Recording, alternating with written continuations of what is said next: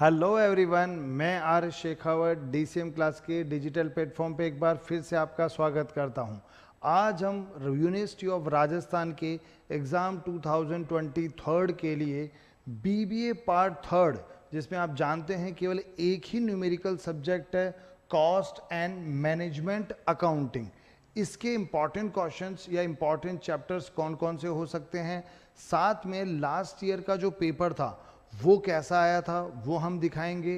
Syllabus को discuss करते हुए बताएंगे कौन सी यूनिट में कौन सा चैप्टर इंपॉर्टेंट है और आपके पढ़ने का सीक्वेंस क्या होना चाहिए, कौन सा चैप्टर पहले उसके बाद। तो आप लास्ट तक वीडियो को देखिएगा और अगर हमारा चैनल सब्सक्राइब नहीं किया है तो चैनल सब्सक्राइब कर लीजिएगा और अपने फ्रेंड्स को शेयर जरूर कीजिएगा ताकि उन्हें भी ये चीज़ पता चल सके। चलिए ठीक है, अब हम सबसे पहले इसका सिलेबस डिस्कस करें। आपको पता है ये न्यूमेरिकल सब्जेक्ट तो है, लेकिन आपको पता है एक क्वेश्चन थ्योरी एक न्यूमेरिकल, ऐसा कॉम्बिनेशन बनता है कि एक बार जब पेपर बना था तो उसमें बहुत ज़्यादा न्यूमेरिकल आ गया था। थ्योरी के केवल 2 ही क्वेश्चन आए थे और उन्होंने ऑलमोस्ट सारे चैप्टर क्या कर लिए थे, कवर कर लिए थे। तो केवल कोई बच्चा ओनली थ्योरी बेसिस पे इसमें जाना चाहता है तो वो गलती मत करना, रिस्क हो जाएगा, ईयर बैक लग जाएगी। ईयर बैक का मतलब एक पेपर में बैक रहा तो साल खराब हो जाएगा। सप्लीमेंट्री का एग्जाम का चांस आगे मिलता है लेकिन फिर उसका कोई मतलब नहीं, हो साल तो आपका बर्बाद हो ही जाता है। तो 2 साल आपके अच्छे गए हैं तो तीसरा साल भी बहुत अच्छी तरह जाना चाहिए। एक ही न्यूमेरिकल है, बाकी 4 थ्योरी के हैं और एक तो आपको पता है बुक रिव्यू का है। तो बहुत कम, 6 की जगह 5 ही सब्जेक्ट पढ़ने हैं, जिसमें 4 थ्योरी और एक क्या है, न्यूमेरिकल। थ्योरी के जो नोट्स वगैरह हैं वो भी हमारे पास अवेलेबल हैं। आप हमारी डीसीएम क्लासेस की ऐप डाउनलोड कर लीजिएगा। ऐप के अंदर आप जाएंगे स्टोर सेक्शन में तो वहाँ पर आपको बीबीए पार्ट थर्ड का एक कोर्स नज़र आएगा।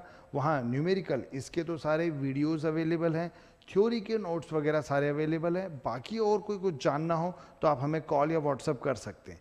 चलिए आप हम सबसे पहले इसका सिलेबस देखें। सिलेबस वाइज अगर मैं नीचे से देखूँ तो हर एक यूनिट में 2-2 चैप्टर हैं। फर्स्ट में केवल कितना है, 4, जिसमें एक तो ये आपका कॉस्ट अकाउंटिंग जो शुरुआत वाला है वो तो थ्योरी है। तो इसमें नॉर्मली बनता है कि एक थ्योरी एक न्यूमेरिकल, तो आपका इसमें से थ्योरी का चांसेस बनता है, इनमें न्यूमेरिकल, लेकिन इनमें भी थ्योरी का बन जाता है। ठीक है, तो आपको अच्छा, अब इसमें क्या आता है, एलिमेंट ऑफ कॉस्ट चैप्टर इसमें है तो सही, लेकिन इसका डिटेलिंग पार्ट जो है वो आपका यूनिट एंड आउटपुट कॉस्टिंग, ये और ये दोनों चैप्टर सेम ही है।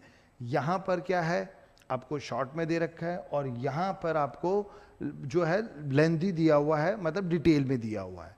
तो इस यूनिट में अगर हम देखें तो आपका जो इम्पॉर्टेंट बनता है वो मटेरियल और लेबर। अच्छा, लास्ट ईयर दोनों में से क्वेश्चन आया था, ठीक है ना। अभी अपन देखेंगे मेटेरियल और लेबर दोनों ही इंपॉर्टेंट है इस यूनिट में। इसमें हम देखें तो लास्ट ईयर आपका क्या आया था, यूनिट आउटपुट कॉस्टिंग का आया था। तो इस बार ओवरहेड जो है वो इंपॉर्टेंट बनता है, लेकिन यूनिट आउटपुट कॉस्टिंग भी इजी है, सिंपल। आपको जो है कॉस्ट स्टेटमेंट बनाना पड़ता है, direct material, direct labour, direct expenses, prime cost आता है, फैक्ट्री ओवरहेड, जो स्टेटमेंट बताया हुआ है वो थोड़े से घुमा के क्वेश्चन है तो थोड़ा प्रैक्टिस करना पड़ता है। वैरायटी ऑफ क्वेश्चन है तो ये भी आपको करना ही चाहिए, ठीक है। इसके अंदर देखें तो देखो बहुत सिंपल है। ये 2 चैप्टर में मैनेजमेंट अकाउंटिंग, एक तो थ्योरी है तो इसमें तो 101% थ्योरी का क्वेश्चन आना ही आना है। एक दूसरा आपका मार्जिनल कॉस्टिंग है तो इससे 100% लास्ट ईयर भी आया था, अभी भी आएगा, करना ही करना है। फिर बाद में आता है आपका 4th, इसके अंदर लास्ट ईयर स्टैंडर्ड कॉस्टिंग का आया था तो अब बजटिंग का आने का चांसेस है। बजटरी कंट्रोल भी बोलते हैं, बजटिंग भी बोलते हैं, जिसमें फ्लेक्सिबल बजट, कैश बजट, थोड़ा सा लेंथी चैप्टर है लेकिन ज़्यादा इंपॉर्टेंट फ्लेक्सिबल बजट और कैश बजट है। लेकिन स्टैंडर्ड कॉस्टिंग का भी रिपीट हो सकता है और इजी है कंपैरेटिवली। देखें तो मेटल वेरिएंस और लेबर वेरिएंस 5 या 6 फॉर्मूले हैं, उन्हीं पे बेस चलेगा, तो छोड़ना नहीं चाहिए। लास्ट जो ये है इसमें वैसे एक तो ये थ्योरी है, 100% थ्योरी आएगा इसमें रेस्पॉन्सिबिलिटी अकाउंटिंग में। लास्ट ईयर तो दोनों में थ्योरी आ गया था, इसमें भी और इसमें भी, लेकिन एक्टिविटी बेस्ड कॉस्टिंग न्यूमेरिकल है तो इसका न्यूमेरिकल आने का चांसेस रहता है। ठीक है, तो ज़्यादा आपका जो है रेस्पॉन्सिबल ये एक्टिविटी बेस्ड कॉस्टिंग का न्यूमेरिकल क्वेश्चन आ सकता है, और रेस्पॉन्सिबिलिटी का क्या आएगा, थ्योरी का आएगा। ठीक है, अब इसका पढ़ने का सीक्वेंस क्या है वो मैं बाद में बताऊंगा, पहले अपन क्या देखें, प्रीवियस ईयर का पेपर कि भैया उसमें क्या आया था।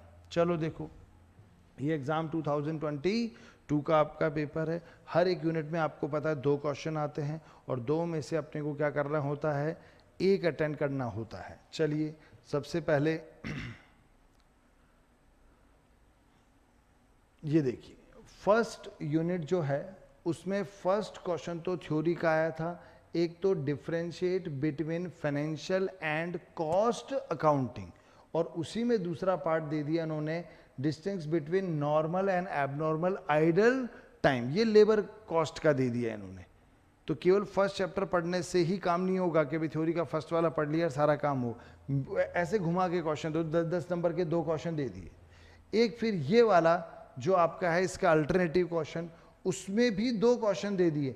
एक तो मेटल कॉस्टिंग का सिंपल इकोनॉमिक ऑर्डर क्वांटिटी है ना, रीऑर्डर लेवल, ये देखो annual uses, ordering cost, cost per unit factory, working days given है, और यहाँ 10% कैरिंग कॉस्ट गिवन है, और ये देखो economic order quantity, reorder level, maximum level and minimum level पूछ लिया। ये 12 नंबर का दे दिया, और इसी में 8 नंबर का सेकंड पार्ट जो है वो लेबर का दे दिया, जिसमें time rate, piece rate, Rowan, Halsey का पूछ लिया। तो दोनों चैप्टर एक ही क्वेश्चन में दे दिया आपको। तो अब कहते कि भाई इसको छोड़ दो और ये कर लो, तो पॉसिबल नहीं है, आपको दोनों चैप्टर करके जाने पड़ेंगे। अब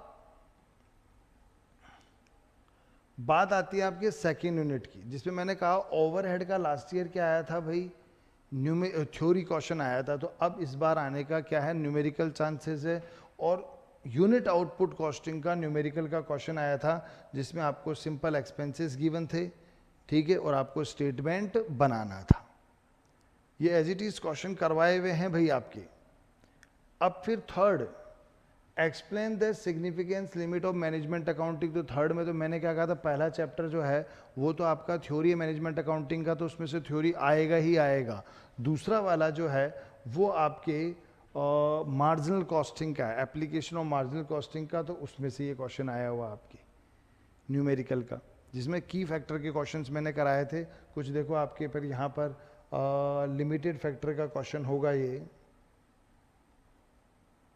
calculate the most profitable product mix. 3 product है, तो कौन सा प्रोडक्ट आपको ज़्यादा बनाना चाहिए, कौन सा कम बनाना चाहिए, और फिर आपको उनका प्रॉफिट वगैरह भी निकालना है।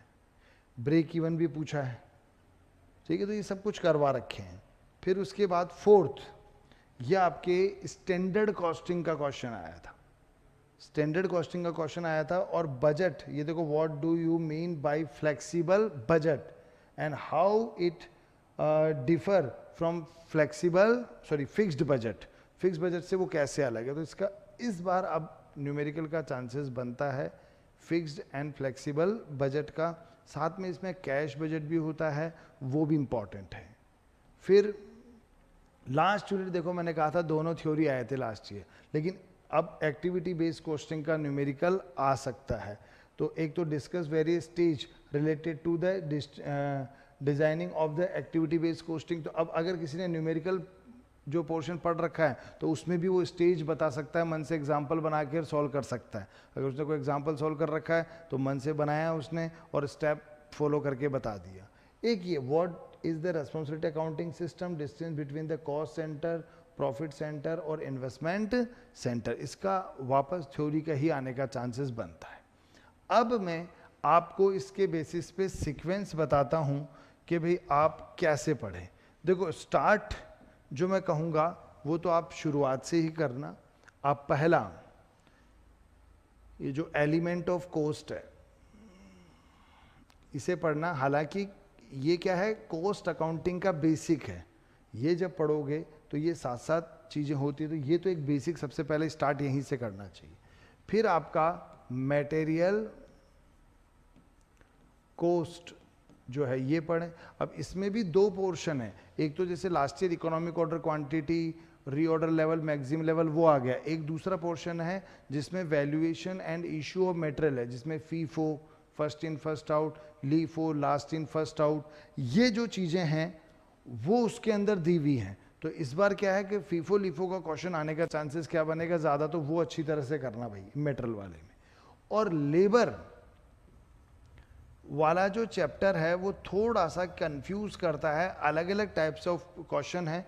तो उसमें नॉर्मली आपको एक तो हाल से, रोवन, इमर्सन, ठीक है, एक टाइम रेट, पीस रेट वाले जो डिफरेंशियल पीस रेट वाले जो नॉर्मल क्वेश्चंस थे वो उन्हीं में से ज़्यादा चांसेस आने का बनता है, तो वो भी आप कर लीजिएगा।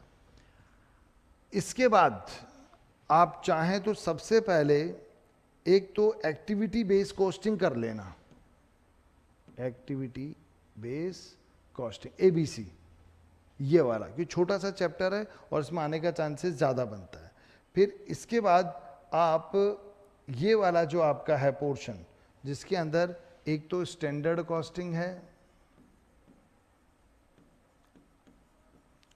और एक बजटिंग या बजटरी कंट्रोल, ये ठीक है। एक ये वाला जो चैप्टर है आपके मार्जिनल कॉस्टिंग,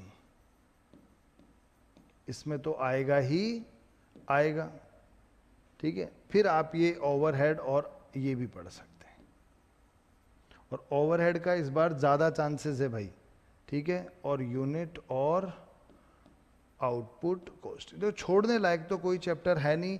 और ये दो थ्योरी, ये एक तो ये और एक ये और एक ये, तीन प्योर थ्योरी हैं, तो इनको अच्छी तरह से कर लेना। इन केस न्यूमेरिकल नहीं बैठे तो ये चीज़ कर लो, लेकिन केवल थ्योरी बेसिस पे जाओगे तो गड़बड़ हो जाएगा। तो रेटिंग अगर अपन देखें तो इसमें तो देखो, एक तो ओवरहेड जो है इसको मैं 3 स्टार दे रहा हूँ, इसमें आने का चांसेस बनता है। मार्जिनल कॉस्टिंग में से तो आएगा ही आएगा आपके, इस बार बजटिंग बजटरी कंट्रोल जो है उसमें से आएगा, और ABC जो है इसमें से आएगा। और मेटल वाले में ध्यान रखना आपके फीफो लीफोर वो जो थे ना, वो वाला पोर्शन ज़्यादा चांसेस है। तो ये आने के चांसेस ज़्यादा हैं, लेकिन फिर भी बाकी जो हैं उनको छोड़ना नहीं, लिमिटेड चैप्टर हैं। कुल मिला के अगर देखें, अगर मैं 3 थ्योरी का हटा दूँ तो 1 2 3 4 5 6 7 8 चैप्टर हैं टोटल। अब न्यूमेरिकल 8 चैप्टर तो कर ही सकते हो, बहुत समय है। और मैंने कहा था इनके सारे चैप्टर्स की रिकॉर्डेड वीडियोस हमारे पास अवेलेबल हैं, ऐप डाउनलोड कर सकते हो, उसमें आपको फ्री कंटेंट भी दिख जाएगा। और लाइव क्लासेस भी लगती हैं, ऑनलाइन भी हैं, ऑफलाइन भी है। तो इजीली आप अभी भी पूरा कवर करके बहुत अच्छे मार्क्स लेके आ सकते हैं, ठीक है। तो इस ध्यान रखिएगा, कॉस्ट एंड मैनेजमेंट अकाउंटिंग ना आप बिल्कुल थ्योरी बेसिस पे जा सकते हो, ना बिल्कुल आप न्यूमेरिकल बेसिस पे जा सकते हो, आपको बैलेंस रखना पड़ेगा। जो बच्चा न्यूमेरिकल भी अच्छी तरह से पूरा करता है उसको भी कुछ जो चैप्टर्स मैंने बताया वो थ्योरी हल्का सा पढ़ के जाना चाहिए। इन केस ऑफ कुछ दिक्कत आ जाए तो हम थ्योरी भी अटेम्प्ट कर पाएँ, ताकि हमारे पूरे 5 क्वेश्चन अटेम्प्ट हो जाएं। तो आप कीजिएगा, कोई प्रॉब्लम हो तो मुझे कॉल या व्हाट्सएप कर लीजिएगा। Thank you.